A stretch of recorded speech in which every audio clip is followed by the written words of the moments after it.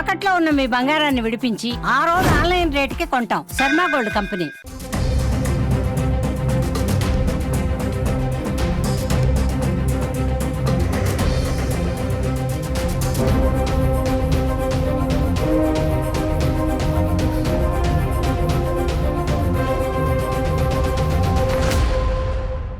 రోజు రోజుకి మోహన్ బాబు యూనివర్సిటీ బౌన్సర్లు బరితెగింపు ఎక్కువ అవుతుందని చెప్పుకోవచ్చు. ఏదైతే ఆ ఒక యూనివర్సిటీని ఒక కోటరీ లాగా తయారు చేసుకొని అక్కడ ఎవరు తిరిగినా ఎవరు ప్రశ్నించినా వెంటనే వెళ్ళి బౌన్సర్లు వాళ్ళపైన దాడులు చేయడము, మారణాయుధులతో వాటిపైన అటాక్ చేయడము సర్వసాధారణంగా మారింది. అయితే నిన్న జరిగినటువంటి ఘటన చూసుకుంటే ఎంబీఏ యూనివర్సిటీకి రోడ్డుకి ఆపోజిట్లో ఉన్నటువంటి ఎఫ్ఐ రెస్టారెంట్లో యూనివర్సిటీకి సంబంధించినటువంటి విద్యార్థులు టీ తాగడానికి వెళ్ళాడు. అయితే టీ తాగి తిరిగి వస్తుండగా యూనివర్సిటీ విద్యార్థుల బ్యాగ్ తగిలి టీ సాసర్ అక్కడ పగిలిపోయింది. అయితే ఆ సాసర్ పగిలిపోయినందుకు అక్కడ హోటల్ యాజమాన్యం కొంత దురుసుగా ప్రవర్తించినట్టు ఆ ఒక విద్యార్థులు వెళ్ళి యూనివర్సిటీ లోపల ఉండేటువంటి యాజమాన్యానికి చెప్పడంతో అక్కడ ఉన్నటువంటి హేమాద్రి నాయుడు అదే రకంగానే అక్కడ ఉన్నటువంటి బౌన్సర్లు నేరుగా ఎఫ్ఐ రెస్టారెంట్కి వచ్చి మొత్తం ధ్వంసం చేసినటువంటి విజువల్స్ మనం చూస్తున్నాము.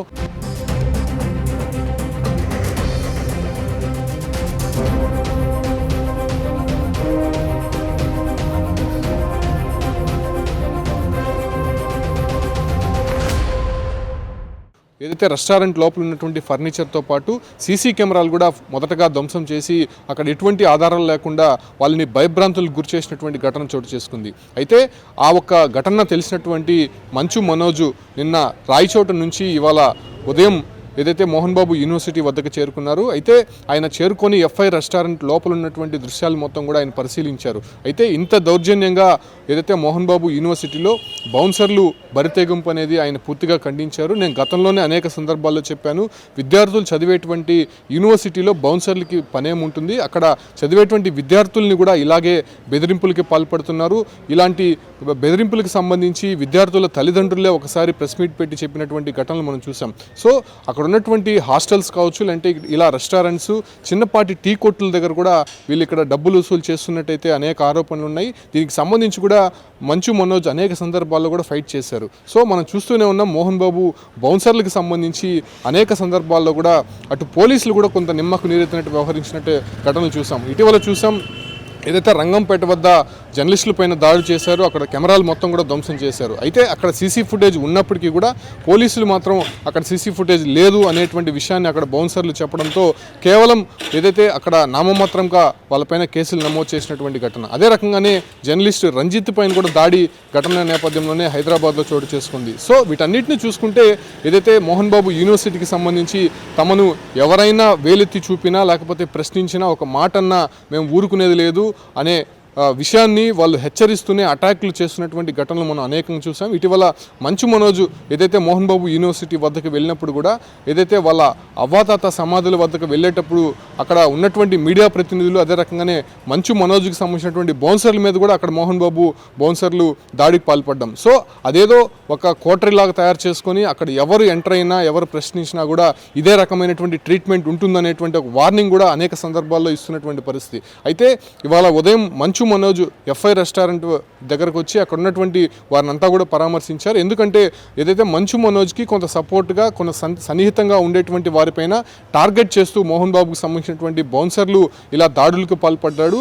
ఏదైనా విద్యార్థులు అక్కడ వచ్చి ఫిర్యాదు చేస్తే పోలీస్ స్టేషన్లో కంప్లైంట్ ఇవ్వాలి, లేకపోతే వాళ్ళని వెళ్ళి అడగాలి అసలు విషయం ఏం జరిగిందనేది. అదే రకంగానే వాళ్ళు నేరుగా ఆ ఒక రెస్టారెంట్ వద్ద రావడము, అక్కడ ఉన్నటువంటి యాజమాన్యాన్ని పూర్తిగా దుర్భాషలాడుతూ వాళ్ళపైన దాడి చేయడము, అదే రకంగానే లోపల ఉన్నటువంటి ఫర్నిచర్ మొత్తం కూడా ధ్వంసం చేయడం. అంటే వీళ్ళకి ఎవరు కూడా అడ్డు రాకూడదు, వీళ్ళని ఎవరు కూడా ప్రశ్నించకూడదు అనేటువంటి ఒక వ్యవహార శైలిని అక్కడ ఉన్నటువంటి బౌన్సర్లు వ్యవహరిస్తున్నారు. అసలు విద్యార్థులు చదివేటువంటి యూనివర్సిటీలో బౌన్సర్లకు పలేంటి, ఏదైతే ప్రొఫెషనల్ సెక్యూరిటీ గార్డ్స్ కానీ లేకపోతే అక్కడ ఉన్నటువంటి స్టాఫ్ని పెట్టాలి, కానీ బౌన్సర్ల రూపంలో అక్కడ ఉన్నటువంటి కొంత లోకల్స్ని అదే రకంగానే వాళ్ళు పూర్తిగా మద్యం సేవించి ఇలాంటి దాడులకు పాల్పడుతున్నారు.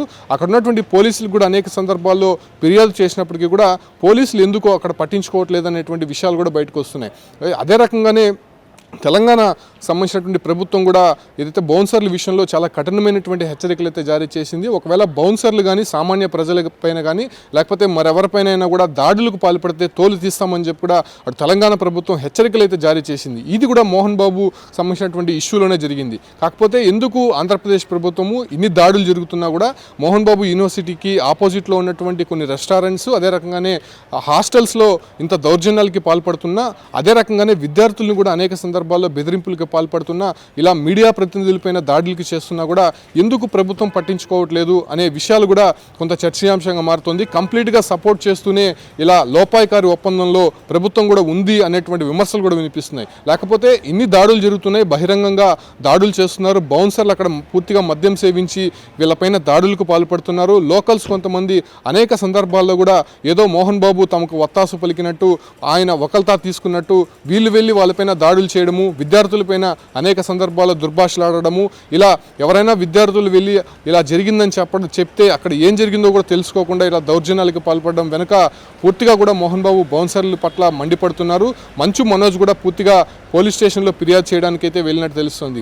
ముఖ్యంగా అక్కడికి వచ్చినటువంటి వెంటనే కూడా మంచు మనోజ్ ఒకటే చెప్తున్నారు, నేను అనేక సందర్భాల్లో చెప్తూనే వచ్చాను, బౌన్సర్లు ఇలా దాడులకు పాల్పడుతున్నారు, తరచూ ఇలాంటి ఘటనలు జరుగుతున్నాయి కాబట్టి ఖచ్చితంగా వీళ్ళపైన యాక్షన్ తీసుకోవాలని చెప్పి కూడా ఆయన ప్రభుత్వాన్ని, అదే రకంగానే లోకల్గా ఉన్నటువంటి ఎమ్మెల్యేని కూడా డిమాండ్ చేశారు. ఎందుకంటే నేను ఆస్తుల కోసమో లేకపోతే మరేదైనా ఆర్థిక లావాదేవీల కోసము నేను పోరాటం చేయట్లేదు, నా ఆత్మాభిమానం కోసం పోరాటం చేస్తున్నాను. నేను పోరాటం చేస్తున్నటువంటి దాంట్లో నా మనుషుల్ని, అదే రకంగానే నా భార్యని కావచ్చు, అంటే వాళ్ళ తల్లిని కూడా ఇందులో ఇన్వాల్వ్ చేసే విధంగా వాళ్ళ వ్యవహారం ఉంది. నేను ఫైట్ చేస్తూనే ఉంటాను, ఖచ్చితంగా దీనిపైన నిగ్గు తేల్చేటువంటి ప్రయత్నం చేస్తాను. అదే రకంగానే ఏదైతే వీళ్ళు దాడులకు పాల్పడుతున్నారో హేమాద్రి నాయుడు, అదే రకంగానే ఆయన తరపున ఉన్నటువంటి బౌన్సర్లందరూ కూడా ఖచ్చితంగా కటకటాలు వెనక్కి నెట్టే వరకు నేను పోరాటం చేస్తానని చెప్పి కూడా అటు మంచు మనోజ్ కూడా భీష్మించి కూర్చున్నటువంటి నేపథ్యంలోనే మంచు మనోజ్ అక్కడ పరిశీలించి చంద్రగిరి పోలీస్ స్టేషన్కి బయలుదేరిన వెంటనే అటు హేమాద్రి నాయుడు వాళ్ళ తరపున ఉన్నటువంటి బౌన్సర్లందరూ కూడా మళ్ళీ అదే షాప్ వద్దకు వచ్చి